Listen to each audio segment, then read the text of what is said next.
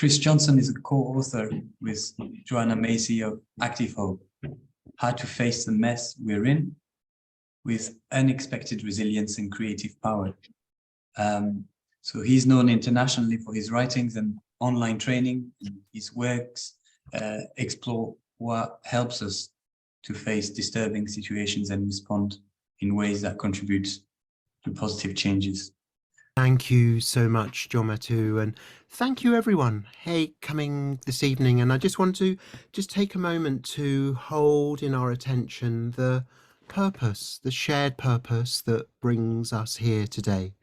That we are facing the mess that we're in terms of our world situation, facing climate crisis, and turning up with an intention to play our part, that we're representing here, particularly Scotland, but not just Scotland. I see that people here from different places around the world, and wherever you are, I just want to take this as a starting question, that when you're taking in disturbing news about the state of the world, I'm just wondering how that leaves you feeling when you notice what's happening with some of the international meetings about climate change and some of the frustrating obstacles to progress, but also how each time these international meetings happen, it seems like the state of where we got to just gets worse and worse. And taking in what we've seen happen, what we've witnessed over the last number of years in terms of wildfires and floods and heat waves, but also the impact that's happening on people, that it's driving leaving people feel that where they're living is no longer supporting, leaving a kind of migration crisis. And so if we just open up the chat window here, I'm just holding this question: how do you feel when you take all of this in, and how is that for you? This is our starting point, just inviting you to write in, and I'm presenting, but there's also a conversation that's happening, and I'm seeing responses come up: pained, a deep sadness, overwhelmed, heartbroken, overwhelmed, despair, sadness, rage. And I find just acknowledging this is where we are, this is what we face. And I just want to acknowledge that it's emotionally hard, and that there's something very important here about the way we feel about our feelings, that whether we have a sense of recognizing them as normal, healthy responses, that when you're facing disturbing information, really not to be disturbed. When you're facing disturbing information, not to be surprised if you feel disturbed. It's a normal, healthy reaction. But also there's an emotional toll to working in this field, to opening our eyes and our hearts and our minds to the devastating consequences of the climate crisis that we're in. And I want to, just as a starting point for this session, really to kind of name its focus, that there's different aspects of change making. One is making a difference, the campaigning work, the raising awareness, the so many different ways that we can act to make a difference. But there is also nourishing and maintaining our capacity to make a difference. And particularly when many people look at what's happening in the world and feel overwhelmed, but not just overwhelmed, also the Mental Health Foundation a dozen years ago did a survey about how people felt about problems in the world, and the commonest response was powerlessness. And so this working at how do we raise our capacity to make a difference, but also how do we nourish and maintain the capacity that we already have. And Project Active Hope is when you're facing something that's difficult, you're facing something that's overwhelming, and you take on the project of supporting yourself and others in acting for change. And that's really what I want to bring in in this session, this idea of, okay, let's take on the project, recognizing that it's hard, it's wearing, and many people that they find it too much. In a way, I've often heard people saying, you might have heard this too, this sense of it's too much, I just don't want to look. And so how do we make it what supports us to sustain our attention, to sustain the gaze, but also to find our part, to build our capacity to play our part? That's really what Project Active Hope is about. And so in this session, see, there's kind of one core goal, which is to introduce active hope as a life-affirming practice. And there's lots of people who engage in practices like yoga or mindfulness, that they do them regularly as practices to support well-being.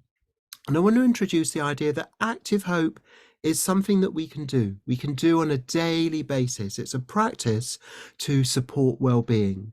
And that when we engage in active hope, that it nourishes not only our capacity to make a difference, and is a way of expressing our capacity to make a difference, but it also nourishes our sense of aliveness, our sense of purpose in life. And so just want to also just focus on, we did a new edition of Active Hope, Joanna Macy and I'll say a bit more about why we chose to do that in a little while. But one of the things we changed was the subtitle. The subtitle was How to Face the Mess We're In Without Going Crazy. And we've changed it to How to Face the Mess We're In with Unexpected Resilience and Creative Power. Because that's really what's needed in our time. How to face the mess we're in with unexpected resilience. I love this idea of that sometimes we can surprise ourselves. We can surprise ourselves by our ability to rise to the challenge when that's really needed, our ability to rise to the occasion when that's really needed. But also there's things we can do that help that happen. And that's really what I want to focus on here. So let's look a bit more about unexpected resilience and creative power. And I just invite you to look at this, look at the background in this image. And what you see here is forests after a wildfire, the burned trunks. And there's in a way, this is it's not just something that's happening with climate change, but it's a way also of symbolizing what's happening, that once healthy systems are facing devastating shock. But just in terms of, we're going to explore this idea of unexpected resilience, quite what that is. And what I'm going to invite you to do is, it's just as an experiment and different ways of thinking about resilience, I'm going to invite you to imagine that in one hand you're holding a tennis ball, and in the other hand you're holding a tomato. And I'm going to invite all of you to do this. I'm just going to stop share for a moment and you can see each other. I'm going to invite you to hold out your hands and actually just imagine that you've got a tennis ball in one hand and a tomato in the other. And the purpose of this is we're exploring, this is a kind of experiment, exploring what resilience is and how it feels. And so let's do the tennis ball first. So if this is our tennis ball hand, and I'm just going to invite you to squeeze. Imagine squeezing that tennis ball. Squeeze, maybe squeeze quite hard and then let go. Squeeze hard and then let go. And then in the other hand, squeeze a tomato. And I have done this in sessions with a tomato here, but I'm not doing this because I'm in my study, and I know that if I squeeze, my experience of squeezing tomatoes is that the pips just squirt out like several feet, to the side, and you end up with a squashy mess. And this is a metaphor for different ways of thinking about resilience. You can put your tennis ball and squadge of what's left of the tomatoes down now. But resilience is often thought of as bouncing back. And the tennis ball, when you squeeze it, it springs back into shape. And there's something here about idea that if we're strong, if we're resilient, then whatever's happening in our world or whatever's happening to us, we just somehow, we may feel a bit crunch, but we just spring back into shape afterwards. And people may do that or have a sense that they should do that with bad news about the world. But I don't know whether any of you have sometimes felt more like a tomato when you've been um, kind of just catching up on the latest of it seems like every year what was used to be seen as alarmist projections is actually now not as bad as things are.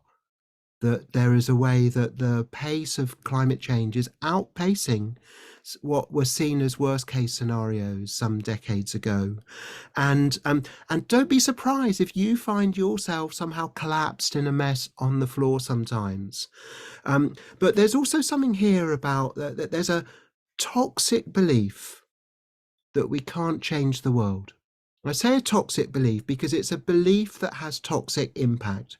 The idea that we can't change the world is a bit like if the world was like a tennis ball. There's a sense that no matter how much we squeeze it, no matter how much we pressure it, and no matter how much damage we do to it, that the sense of the earth will just spring back into shape. And what many people are becoming more concerned about now is the prospect of collapse. And there's something here about overshoot and collapse. Overshoot and collapse is when you squeeze too hard for too long. Systems will reach some kind of breaking point, some kind of threshold in which there's a breakdown. Now, this may sound a bit kind of dismal as a way to be starting, but I just want to bring in this idea of unexpected resilience, because if you imagine holding your tomato and squeezing outside, in a kind of thought experiment, you say, what if I was to squeeze my tomato outside and I were to come back 10 years later? It would be possible to imagine that you might see tomato plants growing around you. If you could time travel, you could imagine coming back maybe 100 years or even 1,000 years in the future and see tomato plants growing. Whereas the tennis ball, there probably wouldn't be so much left of that by then. And what we're looking at here is a different story of resilience. It's a story of resilience as a powerful force of nature that can happen through us, that happens through life. And in some ways, that the seeds of future tomato growth only get released as a result of collapse. Now, I'm not saying here collapse is always a good thing, but I'm also recognizing that collapse does not always mean end of the story. And so if we're looking here at some aspects of our world, some systems in our world are already in a process of collapse, in a way that we can sometimes feel like, game is over. I hear people saying, oh, it's too late. We've missed the boat with climate change. Collapse is already underway. What's the point? And just saying, recognizing that whatever we face, there's different ways it can go. And if we explore the idea, what would happen if we were to find our unexpected resilience and creative power? And that were to somehow really take off and take on, be taken on, take off and spread. And we can play a role in that. And there's something here about seeing hope, not as a sense of hopefulness. People often ask me, are you hopeful? I think a different question is, what do you hope for? What do you hope for? And hope there is about, it's like a navigational coordinate. It tells you what the direction is that you want to move in. And active hope is really about what supports us to move that way. In this practice, every day we do our active hope. It's about every day taking steps in support of our active hope. Every day being active to make our hopes become more likely or to move in that direction. So I'm just holding this tomato in mind and saying that even if sometimes we collapse, could we also plant seeds that might develop into future growth? Could we also support each other so that when any of us have our periods of just finding it too much, too overwhelming, and we have our moments of collapse, that we do that in supportive circles where their collapse is not an end point, but it just becomes part of a continual process of rising and falling. And our unexpected resilience and creative power is about how we not just plant seeds, but how we tend to the seeds that are already planted and already growing. So that's our kind of introduction starting point, and I'm just wondering how this is sounding, whether that's making sense. And feel welcome just to write any comments in the chat window that I'll see and refer to. And we may have some punctuation points in throughout the process where we kind of stop and just explore more. Let's come back to the screen share. Okay, so this we're exploring resilience, unexpected resilience, and surprising resilience. This and resilience is where you get a difficult beginning followed by a response that makes a better part more likely. And want to really I love this idea of biomimicry. Biomimicry is where we're learning from nature, seeing what happens in nature, but also seeing how we can take that as an example and how we can be alongside that, saying, how can that happen through me? A question we're going to be looking at a lot is what happens through you? So unexpected resilience is something that can happen through us. Resilience is a powerful force of nature, is something that can happen through us, and we can learn ways of helping it happen more. But as I'm sure you experience too, this is not what's happening nearly often enough, because in terms of three different stories, a story is a way of I suppose it's like, how do we describe what's going on? How do we describe what's going on in the world? And one view of how things are in our world are called the business as usual reality. And in Active Hope, Joanna Macy and I, we start by describing these three stories as three different versions of reality that we can see happening, going on in our time. And this idea of business as usual is just the idea that we can carry on doing our business the way we usually do.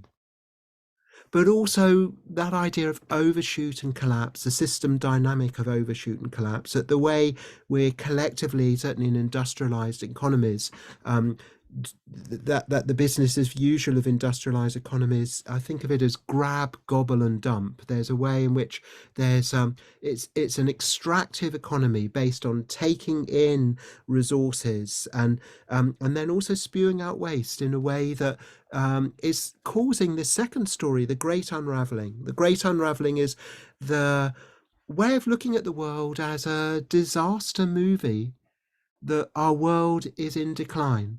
Our world is falling apart.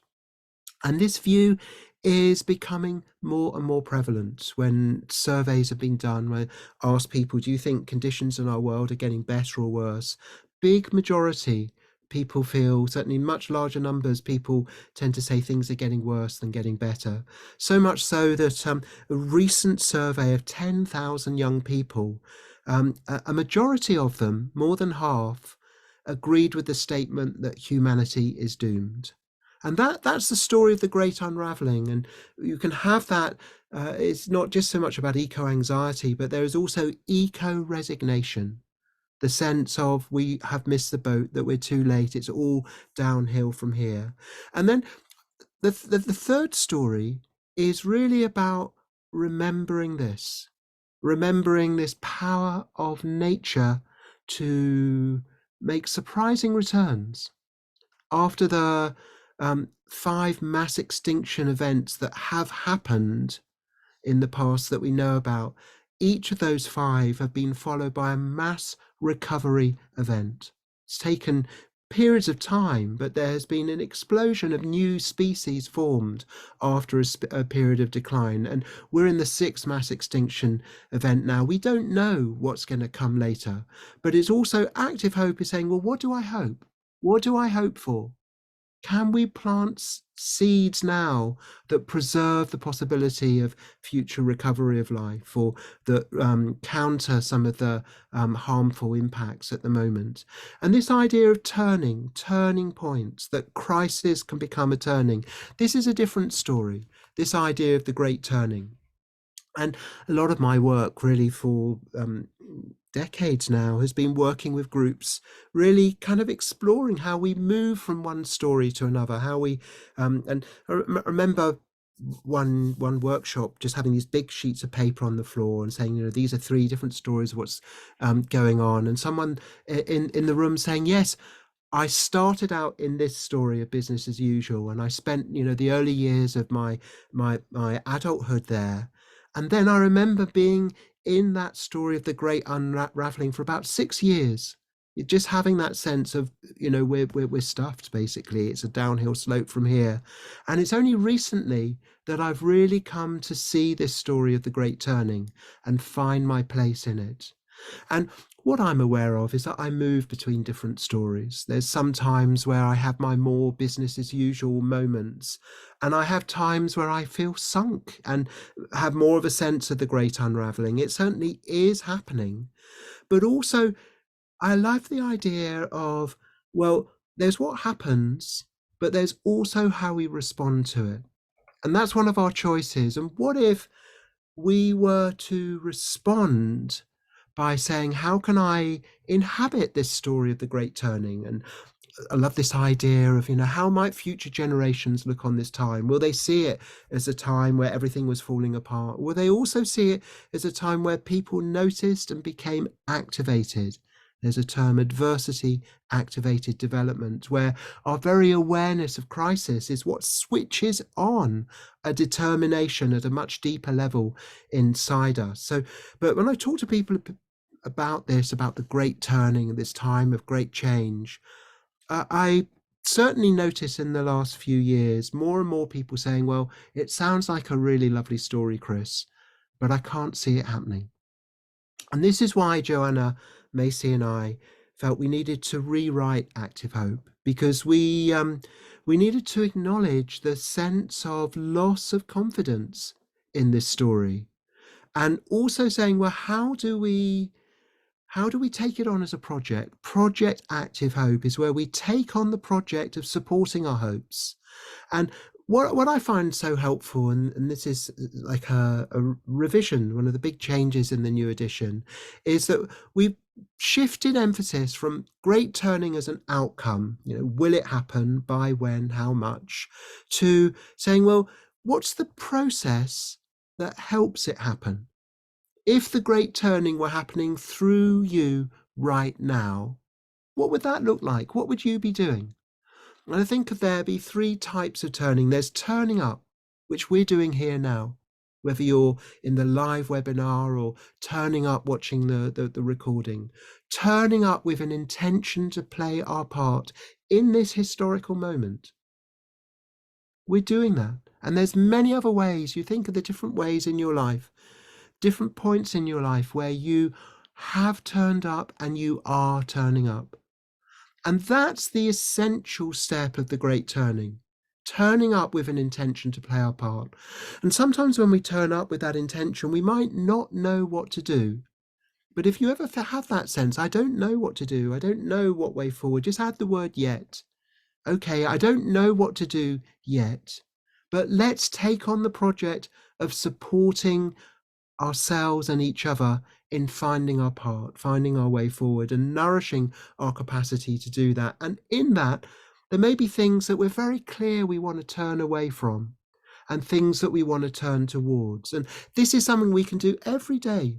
Okay, I want to do my practice of active hope. I'm turning up with an intention to play my part. What do I hope for?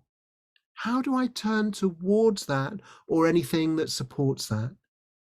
What are my hope nots? I hope we move away. There's all kinds of things I really hope that don't happen.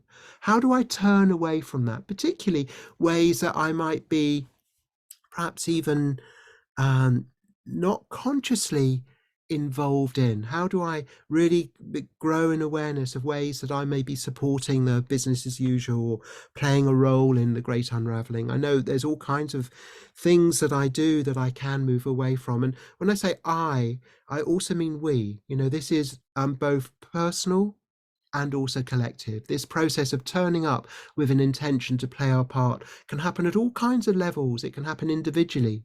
It can happen in families and communities. I love that with this session is organised by the Scottish Climate Action Network. There's a sense of a network of people in Scotland. We're turning up with an intention to play our part. But that's part of a much larger international movement of people turning up with an intention to play their part, really clear what we're turning away from, really clear what we're turning towards. And will it make enough difference? I don't know. But what I do know is I hope so. And I want to be active in supporting my hope.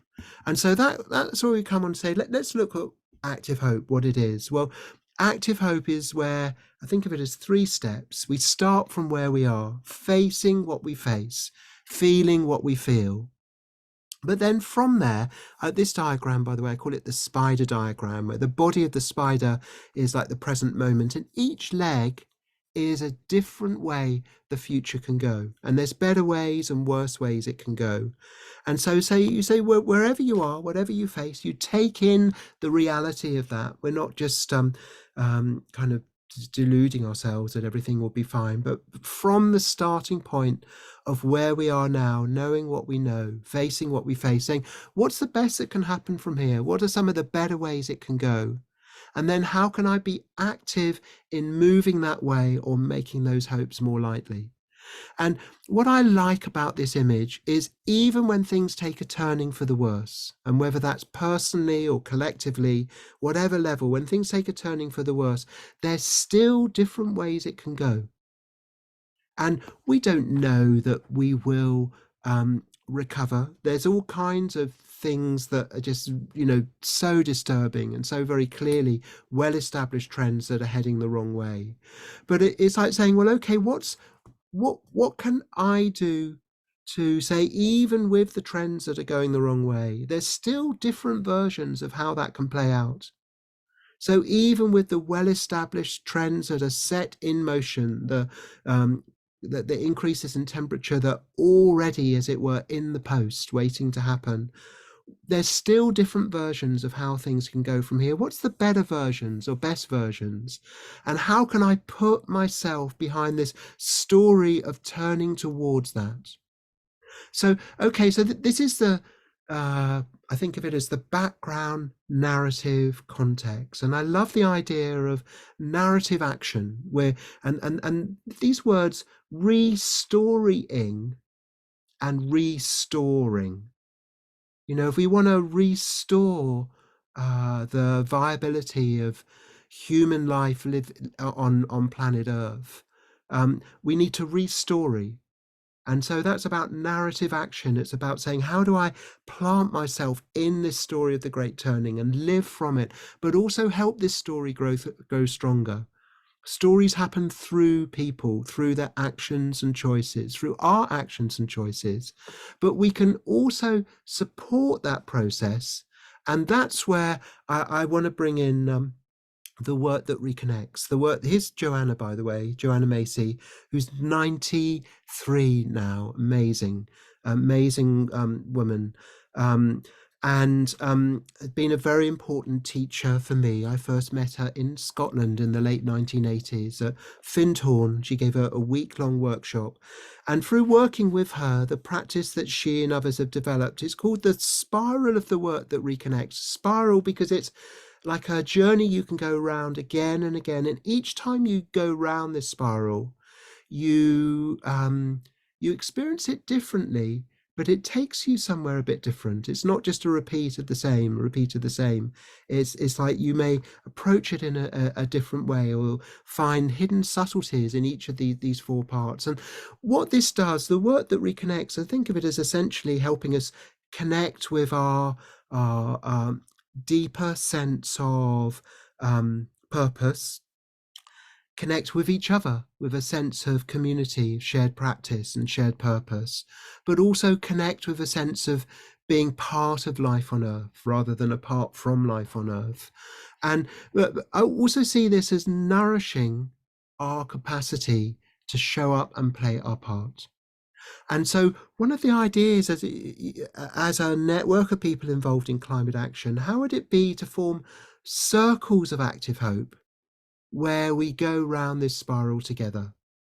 And so I want to, I'm going to introduce the spiral first. I'm going to talk about it to introduce some of the different elements.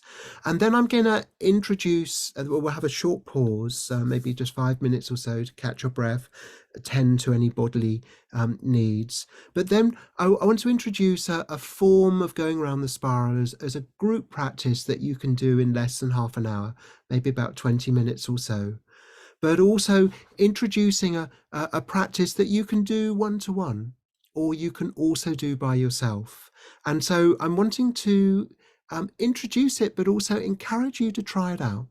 Well, okay, and some of you, I'm aware, are already familiar with the spiral. And so if you are familiar with the spiral, you might just write in the chat window if there's any curiosities you've got or any things you'd like to find out. But also just helps me if you're totally new to this spiral of the work that reconnects, the project of Active Hope, where we take on as a project supporting our own and each other's capacity to show up and play our part. Talking about the spiral, if you're facing something really hard, which we are in our world, it helps to take a moment to resource yourself so that you're looking from a stronger starting point. And that's what you're doing with gratitude. The gratitude is coming from gratitude. If we see this as the starting point of the spiral, and I want to thank Dory Midnight, the artist who produced this fabulous image here, rich in meaning as well as beauty. And gratitude is like a root system. It's something that's beneath the surface. There's a kind of hidden depths of gratitude. I like also this idea of hidden depths, like an iceberg as well, that there's a lot more beneath the surface than you see just on top. But what we're doing with gratitude is that we're resourcing ourselves. And you might just think, for example, of anyone who you have received from. Just spending a little moment just thinking, who or what do I receive from? Just inviting you, who or what do you receive from?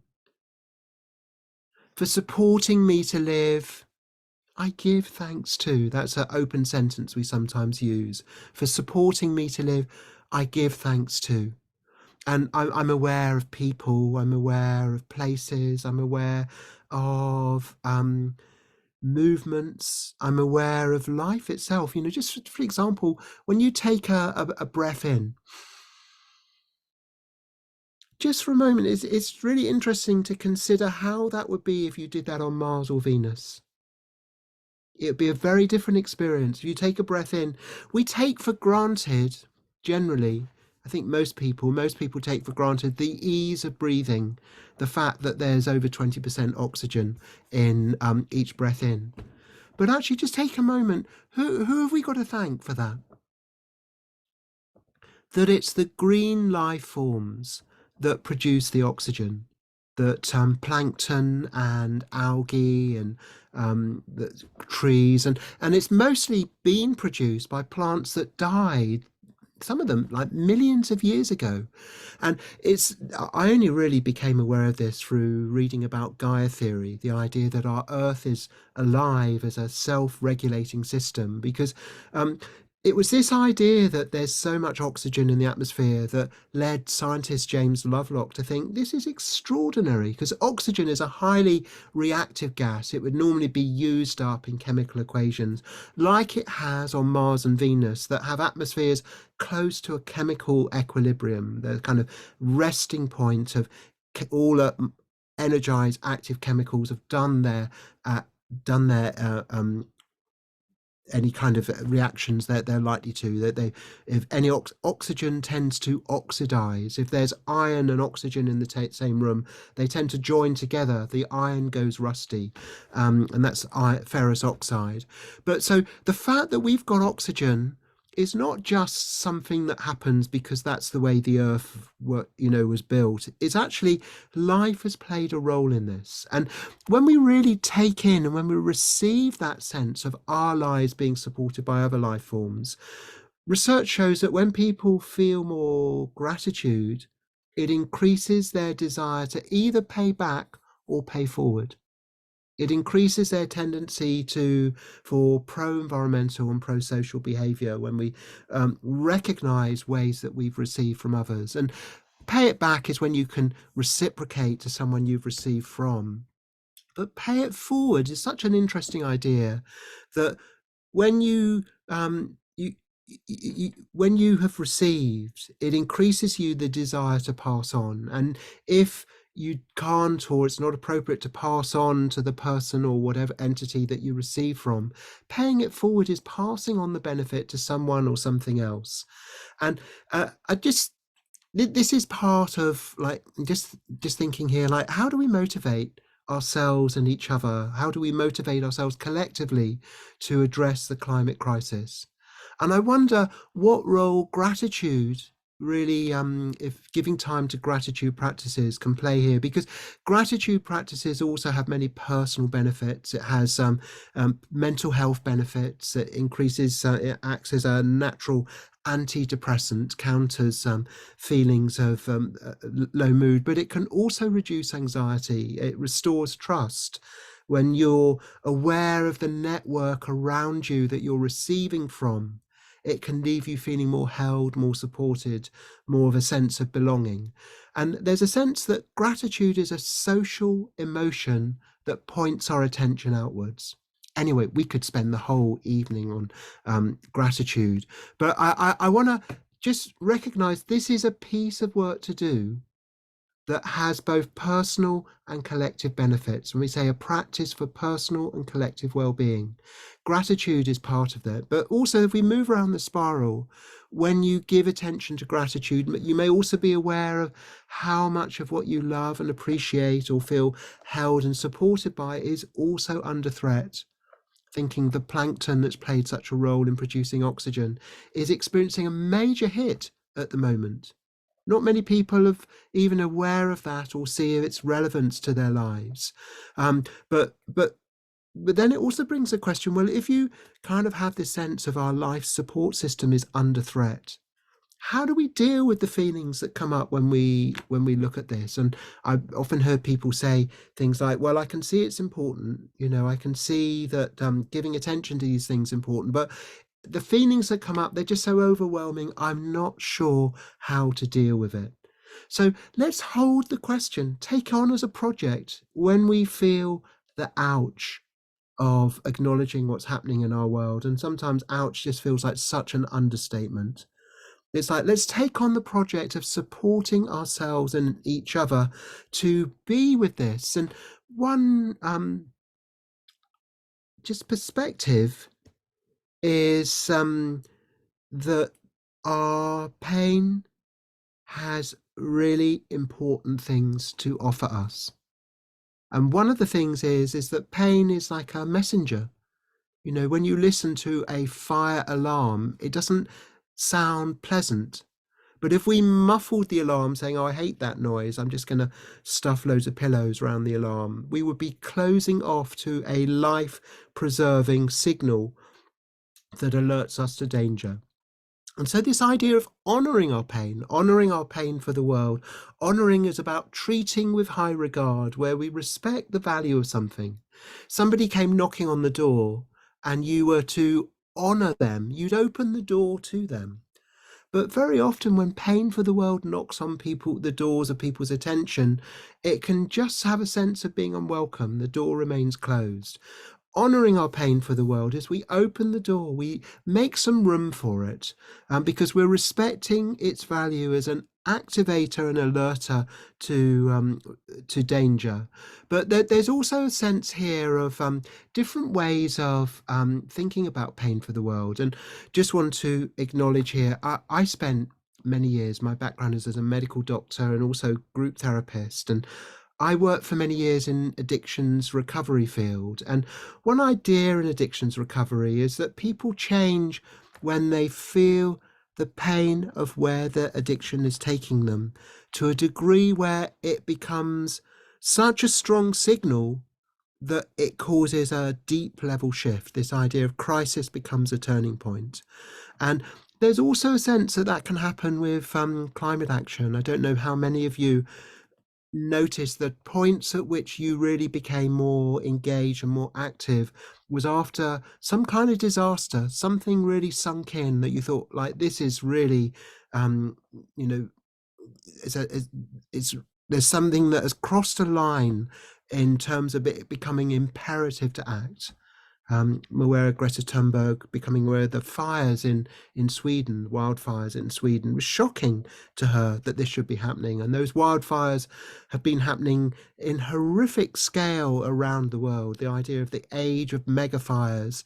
But when we really feel the alarm of that, it can lead to a kind of rock bottom moment where we change. But also, as I'm sure you're aware, that's not happening nearly as much as it needs to, because another thing that can happen is where the pain gets kind of spray painted over, the sense of things aren't so bad. And I call that masking rock bottom, the sense of mentions of climate change just get removed from the news or downplayed, or it's seen as old news, or people have a sense of this is just harmful to me. I don't want to give my attention to it. And so I saw this happening a lot in addictions recovery too. But also, very interesting idea is that if you see yourself heading towards a crash and you experience the alarm before the crash, that can activate you. So if you're looking ahead and you're thinking, yikes, we're heading for a crash, and you have anticipatory alarm, we can think of that as raising rock bottom. It's experiencing the rock bottom at an earlier point where pain is felt as an activating signal that alerts us that we're heading towards a crash. And this really counters the idea. Some people say, oh, we just have to wait till things get really, really bad and then people will change. But actually, that, first of all, it doesn't always happen, because even when things get really bad, the tendency to mask rock bottom can sometimes become even more rigid. But also, we don't have to wait till the worst moment before we really get it that we're heading for a crash. And I love this term, pre-traumatic growth, is where you grow in your capacity and your commitment before the traumatic event takes place. So this is really where we're looking ahead at where we're going. And well, how do we allow this to happen? How do we help this happen? One of the ways we do it is by just seeing it as a piece of work. It's part of the project.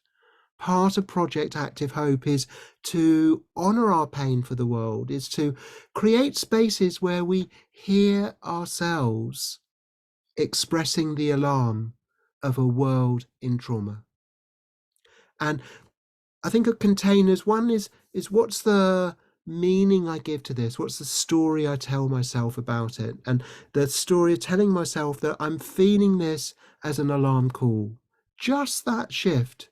Saying maybe actually if I'm feeling really distraught about this, maybe, like the squash tomato, I just feel and collapse in a heap on the floor sometimes. It shows that you've noticed what's happening.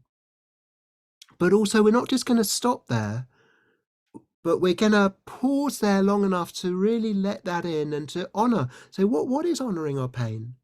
Well, one of the things is, it's like, how do I'm thinking many cultures around our world, when there's some grief, There's grief processes, grief ceremonies sometimes, where grief expression is a collective process. It's not just privatized or behind shut doors, that there's ways people know that they're not alone. And so I wonder what it would be like if we just gave some time to acknowledge our shared pain for the world.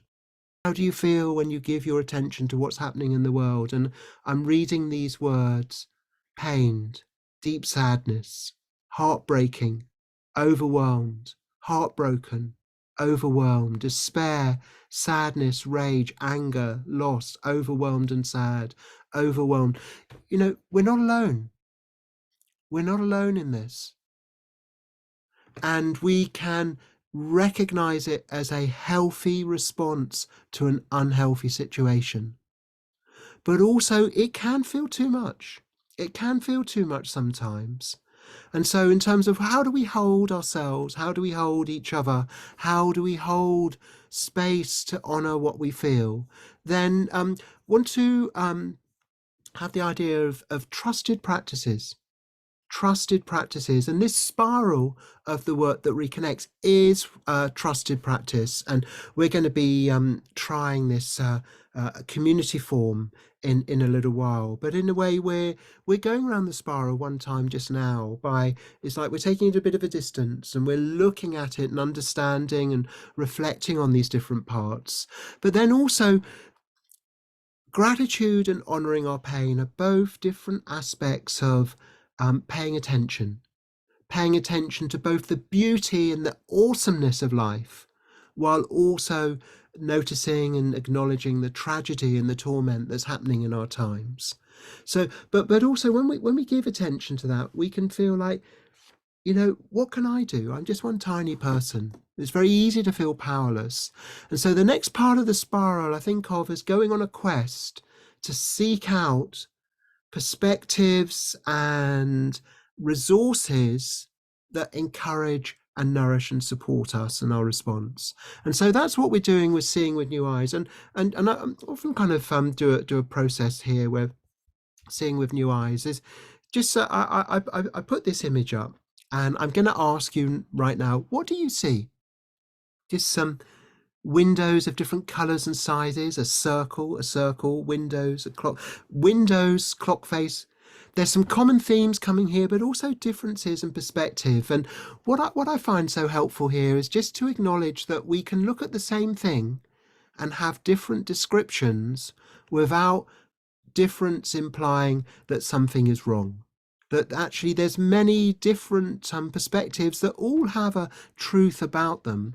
But what I see here is a metaphor for a way of acknowledging different ways of looking at reality. And in particular, when we're seeing with new eyes, first of all, we're just acknowledging that any way of looking is just one of many possible ways.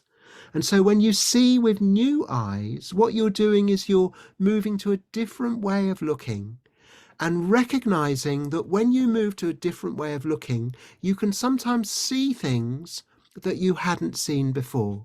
Okay, here's an experiment I'd like to invite you into. What I'm going to invite you to do, this is called the thumb experiment. I'm going to ask you to hold your thumb up like that in front of you. And there might be something in your room that you just hold your thumb. Oh, by the way, yeah, hold your thumb up.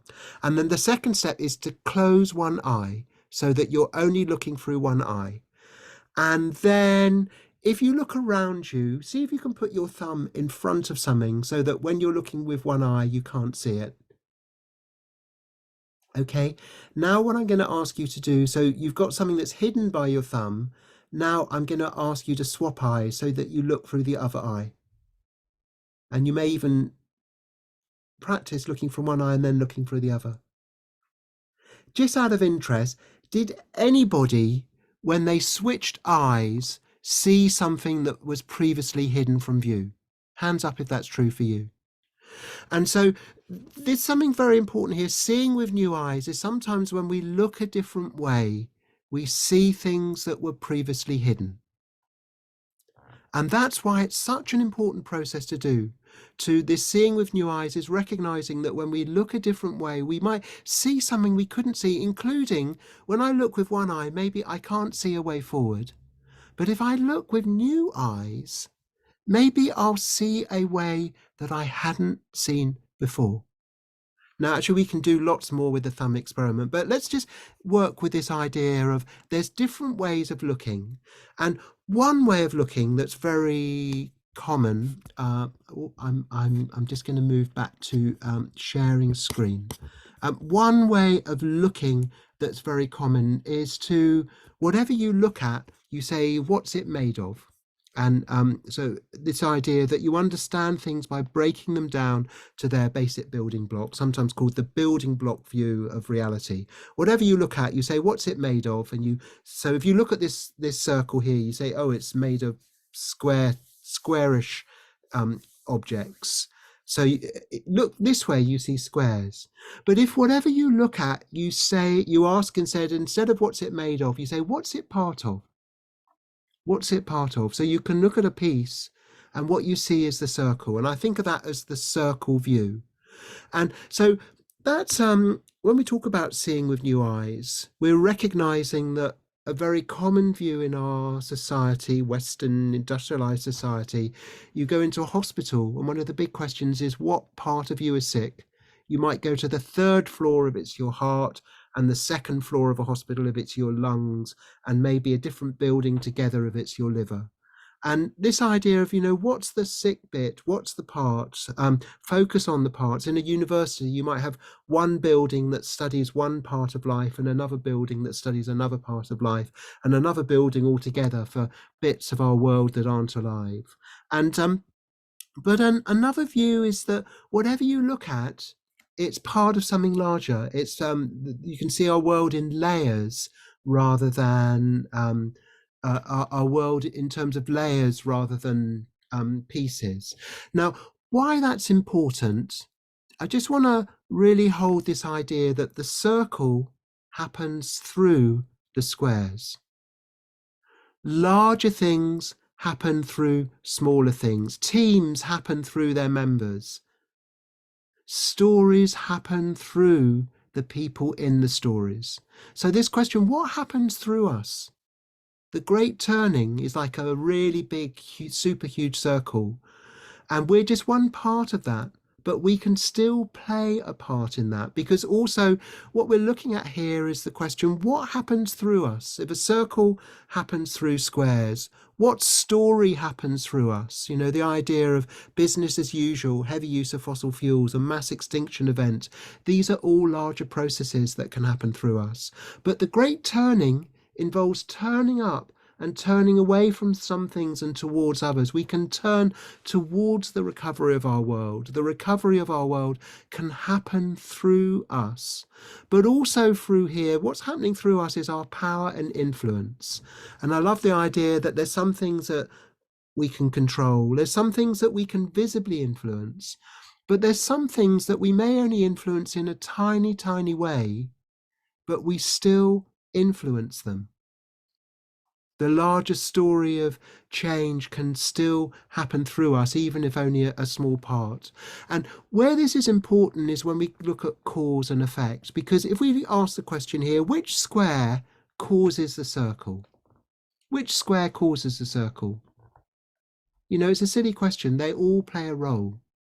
But also, if we look at how we cause things to happen, you might say, I don't cause climate change, but I might be part of a larger pattern that leads to climate change. I don't cause the great turning, but I can be part of it. I can be a contributing cause. And this idea of smaller parts can be contributing causes is a shift in thinking about how we perceive and express our power to make a difference. So this is really in the heart of the seeing with new eyes. And we're moving away from the idea of a single root cause. You can say, what causes climate change? There's many contributing causes, but one very important one is the ones we play a role in, whether that's personally or part of collective systems that we belong to. And how can we influence our own lives and the systems that we're part of or connect with?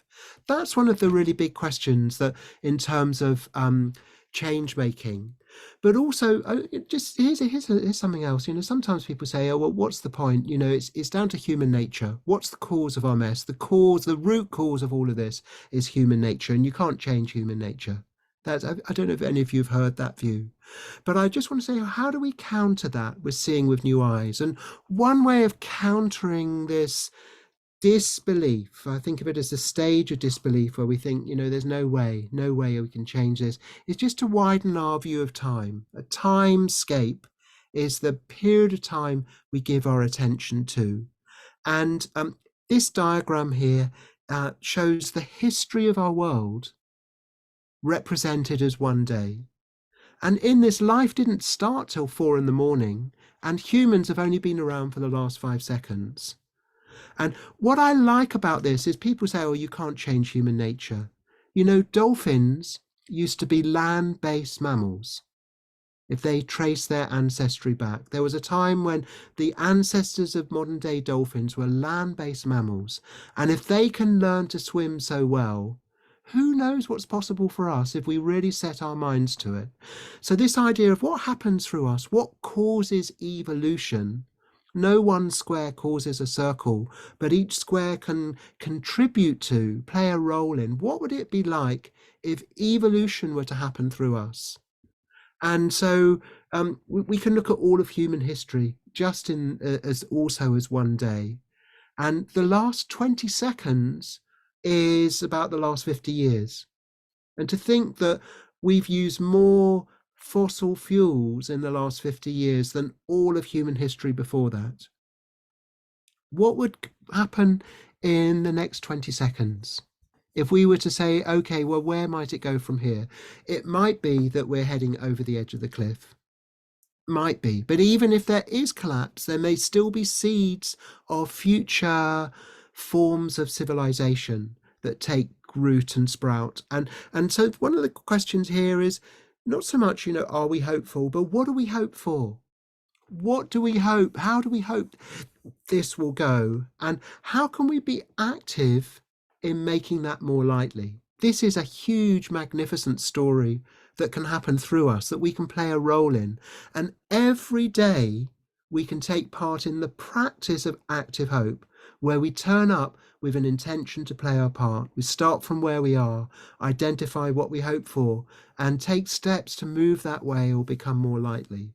So seeing with new eyes is about opening to different perspectives. And there's lots more in our book. Joanna and I talk about 4 discoveries. We have 4 chapters in this section on seeing with new eyes. What are perspectives that encourage us, inspire and resource us? How do we open to larger networks that support us? Because then what we move on to here is the last part of the spiral, which is going forth.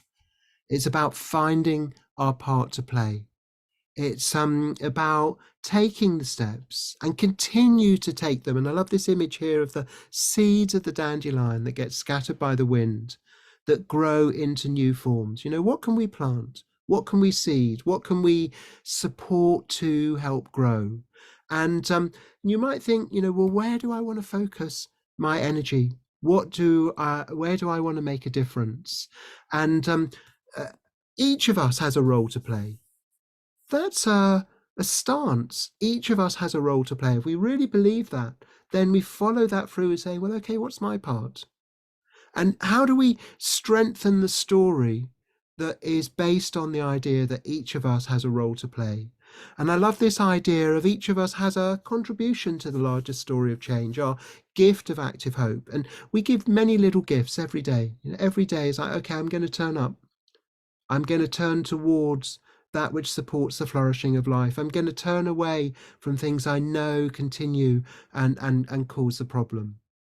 So I want to this is moving towards the end. I wanted to introduce this spiral to you, some of the story behind it, and really leave you with this question: what happens through you? But also, what do we hope will happen through us? And how do we make that more likely? How do we take on the project of active hope, of supporting our active hope? And I want to point you, John Matto mentioned right at the start that there's a website at activehope.training where we've set up a free online course. There's about 9 hours of video that takes you on an in-depth journey around this spiral. There's different episodes each week.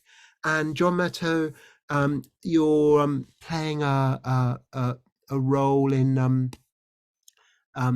and you and Zainab together, you're actually taking part in a training at the moment on how to guide groups around this spiral.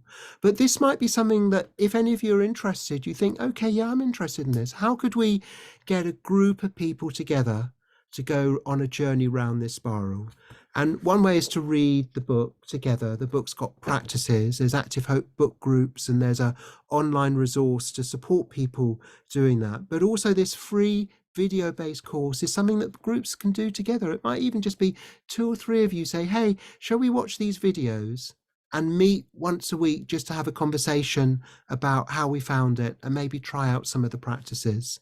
It's released in installments over a period of 7 weeks. And so part of this evening is really to invite you to use this resource, activehope.training, give it a try. But also, I love this idea of finding company to share the journey. Is a way of making it more enjoyable. But also, groups grow when they've got an excuse to come together. And think of that. How do we get the Scottish Climate Action Network or any other network, wherever you're based, how do we build the sense of community together? If we meet up as a group and have something that we can do together, where there's practices that we can engage together, where our goal is to nourish and support our capacity to show up and play our part. I wonder what that might do to the social capital, the wealth of relationships within the Climate Action Network.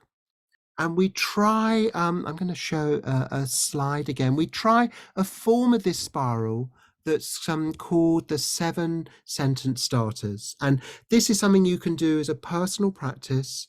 You can also do it as a partner practice, but we're going to try it as a group of however many we are on a webinar together. And I've done this with groups of hundreds of people, and I've done it with groups of 10 or so. That it's something that can work well as a group journey. Thank you.